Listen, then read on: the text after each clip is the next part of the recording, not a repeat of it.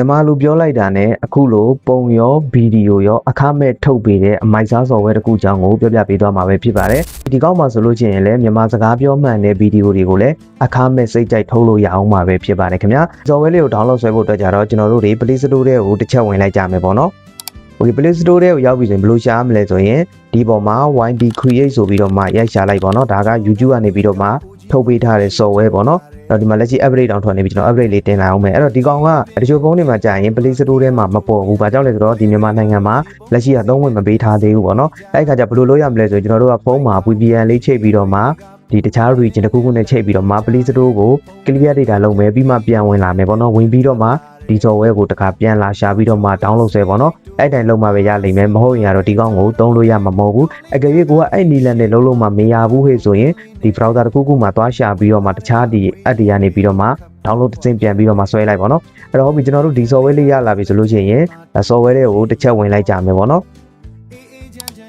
Okay software တွေကိုရောက်ပြီဆိုရင်ဒီနေရာမှာထပ်ပြီးသတိထားမှာကအခုဒါမျိုးပေါ်နေမယ်ဆိုလို့ရှိရင်ကျွန်တော်တို့ကဗီဒီယိုတွေဘာတွေဖန်တီးလို့မရဘူးပေါ့နော်ဒီမှာဒါမျိုးလေးပဲပေါ်နေမယ်ဆိုရင်ဗီဒီယိုတွေဘာတွေဖန်တီးလို့မရဘူးပေါ့နော်ဆိုလို့ရှိရင်ကျွန်တော်တို့ဘယ်လိုပြန်လုပ်ရမလဲဆိုလို့ရှိရင်ဒီ software လေးကိုကျွန်တော်တို့က clear data ပြန်ပြီးတော့မှလုပ်လိုက်ကြမယ်ပေါ့နော်ဒါကျွန်တော်တစ်ခါလေးပြောပြတာအမှန်တော့ Gmail နဲ့ရင်စချိတ်ပေးရမှာပေါ့နော်ဒါနောက်ပိုင်းကြုံလာမယ့်ပြဿနာပါကျွန်တော်ထည့်ပြီးတော့မှပြောပြပေးရပါတော့အဲ့တော့ဒီကောင်နှိမ့်မယ်ဒါ software စအကောင့်ဖွင့်မဲ့အခါမျိုးကြရင်ဒါမျိုးလေးပေါ်လာလိမ့်မယ်ပေါ့နော်ဝေဒါမျိုးပေါ်လာရင်ဒီမှာမြင်တွေ့နေရတဲ့ sign ဆိုတဲ့ကောင်လေးကိုကျွန်တော်တို့တစ်ချက်နှိပ်လိုက်မယ်အဲ့တော့ဒီနေရာမှာကို YouTube ဖွင့်ထားတဲ့ Gmail လည်းတွေ့လိမ့်မယ်ဒါမှမဟုတ် YouTube မဖွင့်ထားတဲ့ Gmail တွေလည်းတွေ့လိမ့်မယ်အဲ့တော့ကိုစင်ပြတဲ့ Gmail တစ်ခုခုနဲ့ကျွန်တော်တို့တွေဒီချိတ်ပေးလိုက်ကြမယ်ပေါ့နော်ဒီကောင်မှာကုတ်တွေပါတွေတောင်းလေးမရှိဘူးပေါ့နော်ဘာမှမရှိဘူးဒီတိုင်းလေးချိတ်လိုက်ရုံနဲ့အခုဒီမှာမြင်တွေ့နေရတယ်လို့မျိုးကျွန်တော်တို့တွေစတင်ပြီးတော့မှဒါဗီဒီယိုတွေဓာတ်ပုံတွေဖန်တီးလို့ရပြီအခုဒီမှာမြင်တွေ့နေရတဲ့ဒါမျိုးပုံနေမှသာလည်းရင်ကျွန်တော်တို့တွေကဓာတ်ပုံတွေဗီဒီယိုတွေဖန်တီးလို့ရမှာခုနပြခဲ့တဲ့မျိုးပုံနေရင်ရမှာမဟုတ်ဘူးအဲ့လိုမရတဲ့အခါမျိုးကြရင် software ကို clear data လုပ်ပြီးတော့မှပြန်လာခဲ့ရလိမ့်မယ်ပေါ့နော်အဲ့တော့ဟုတ်ပြီ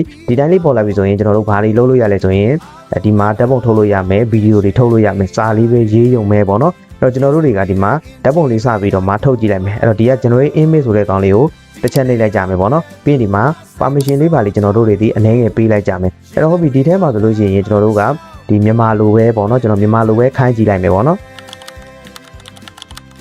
်ဟုတ်အဲ့တော့ကျွန်တော်တို့ဒီမှာဘရုံအသေးစိတ်လေးကိုမြန်မာလိုပဲရေးလိုက်ပြီပေါ့နော်ရေးပြီးရင်ဒီမှာ generate ဆိုတာလေးကိုကျွန်တော်တို့တစ်ချက်နှိပ်လိုက်ကြမယ်အဲ့တော့ဒီမှာကျွန်တော်တို့ကိုဓာတ်ပုံ generate လုပ်နေတာလေးကိုခဏစောင့်လိုက်ကြမယ်ပေါ့နော်Okay ဒီမှာဆိုလို့ရှိရင်ဒါဒီမှာဓာတ်ပုံလေးပုံရလာပြီ quality ဒီလည်းတော်တော်ကြီးကိုမှမိုက်တယ်ပေါ့နော်ဒီမှာတော်တော်လေးမိုက်တယ်ကိုဘဲပုံကြိုက်လဲကိုကြိုက်တဲ့ပုံလေးကိုတစ်ချက်နှိပ်လိုက်ကြမယ်ပေါ့နော်နှိပ်ပြီးရင်ဒီကောင်မှာတစ်ခုကောင်းတာကကျွန်တော်တို့တွေ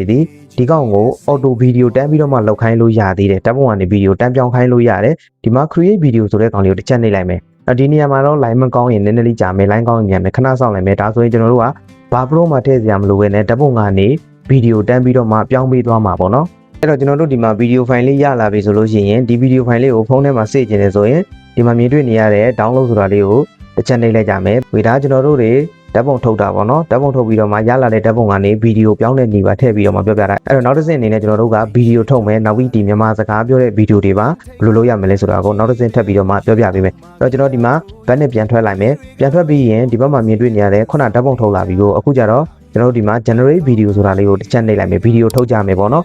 ်ဒီမှာဆိုရင်လည်းကျွန်တော်တို့ကဘယ်လိုဗီဒီယိုလိုချင်တာလဲကိုစိတ်ကူးကြီးတဲ့အတိုင်းဗီဒီယိုကိုမြန်မာလိုကြီးပဲရေးချလိုက်ပါတော့ဟုတ်ပြီဒီမှာဒါရိုးရိုးရှင်းရှင်းပေါ့ပါလေးပဲကျွန်တော်ပရုံလေးတစ်ခုကိုအလွယ်ရေးလိုက်တယ်ပေါ့နော်ပြီးရင်ဒီမှာ generate ဆိုတာလေးကိုတစ်ချက်နှိပ်မယ်ဒီကောက်မှာလည်းကျွန်တော်တို့စောင့်ရတာနည်းနည်းလေးကြာလိမ့်မယ်ပြန်ပြီးတော့မှစောင့်လိုက်ကြမယ်ပေါ့နော်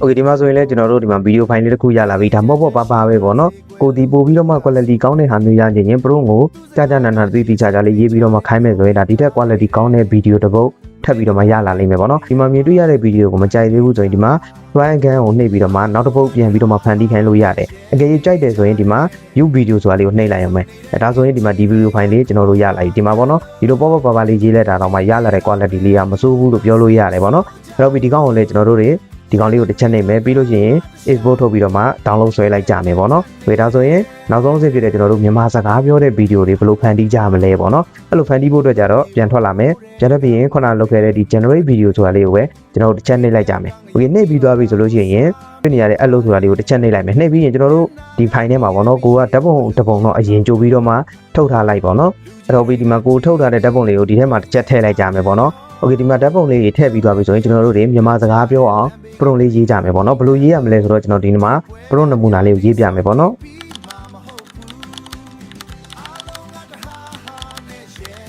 ဟုတ်ပြီအဲ့တော့ဒီမှာလဲပရုံကိုပေါ့ပါပဲရေးလိုက်တယ်ကျွန်တော်တို့ကဒီနောက်မှာပေါ့နော်ဒီမြန်မာစကားပြောအောင်လုပ်ပြီးပါလို့ဘာတို့ညာတို့ဒါမျိုးတွေထည့်ပြီးတော့မခိုင်းစရာမလိုတော့ဘူးဓာတ်ပုံထည့်မယ်ကိုပြောခြင်းတဲ့စာကိုအခုလိုမျိုးလေးဒါပြောမဲ့ဒိုင်ယာလောက်လေးကိုရေးထည့်ပေးလိုက်မယ်ပြီးရင်ကျွန်တော်တို့ကိုနှိပ်လိုက်မယ်ဒါဆိုရင်ဒါမြန်မာစကားပြောမှန်တဲ့ဗီဒီယိုလေးထွက်လာလိမ့်မယ်တစ်ချက်ဆောင်ပြီးတော့မှကျွန်တော်တို့ WhatsApp ကိုအတူတူကြည့်ကြမယ်အဲ့ဒီနေရာမှာတခုပြောချင်တာကကိုဒီ AI နဲ့ဖန်တီးပြီးတော့မှဝင်ငွေတွေပါရှာခြင်းတယ်ဆိုလို့ရှိရင်ကျွန်တော်ဒီမှာဒီဝင်ငွေရှာလို့ရတဲ့အဆင့်ဒီဗီဒီယိုတွေဖန်တီးတဲ့အောင်ကျွန်တော်သင်ကြားပေးနေတဲ့ကလပ်လေးရှိတယ်လာ join လို့ရတယ်ဆိုတော့လည်းကျွန်တော်အတည်ပြုရပါတယ်ခင်ဗျာသင်တန်းကြီးကတော့9000ကျပ်ပဲဖြစ်ပါတယ်ဒီစိတ်မေးမြန်းခြင်းတယ်ဆိုရင်ကတော့ Telegram မှာဒီတိုင်းလေးရိုက်ချပြီးတော့မှကျွန်တော်ကိုလာရောက်မေးမြန်းနိုင်ပါတယ်ခင်ဗျာဒီနေ့ဖေသားကြီးကိုရေချုံပေးတယ်ကြည့်ပါဦးဒီကောင်ကြီးပျော့နေတာကျွန်တော်လည်းသူ့ပဲချစ်နေရတယ်ဗျာကဲဒီမှာဆိုရင်လည်းကျွန်တော်တို့မြန်မာစကားပြောမှန်တဲ့ဗီဒီယိုတစ်ပုဒ်ရလာပြီ quality လည်းကောင်းတယ်မြန်မာစကားလည်းလုံးဝကိုမှန်တာမှဟိုဘက်ကိုလွန်နေတာပေါ့နော်အဲ့တော့ဒီကောင်လေးကြိုက်တယ်ဆိုရင်ဒီမှာ U ဗီဒီယိုကိုနှိပ်မယ်ပြီးသွားပြီဆိုလို့ရှိရင်လည်းခုနလိုပဲကျွန်တော်တို့တွေ download လေးဆွဲပြီးတော့မှဖုန်းထဲကိုစေးလိုက်ကြမယ်ပေါ့နော်အဲဒါဆိုရင်ဒီဗီဒီယိုလေးကတော့ဒီလောက်ပဲကိုယ့်အတွက်အသုံးဝင်နေဆိုရင်ကတော့ like လေးပေးပြီး channel ကို subscribe မလုပ်ရသေးရင်လည်း subscribe လေးလုပ်ခဲ့ကြဖို့တောင်းဆိုပါရခင်ဗျာစားဆုံးကြည့်ပြတော့လည်းအားလုံးကိုကျေးဇူးအများကြီးတင်ပါတယ်ခင်ဗျာ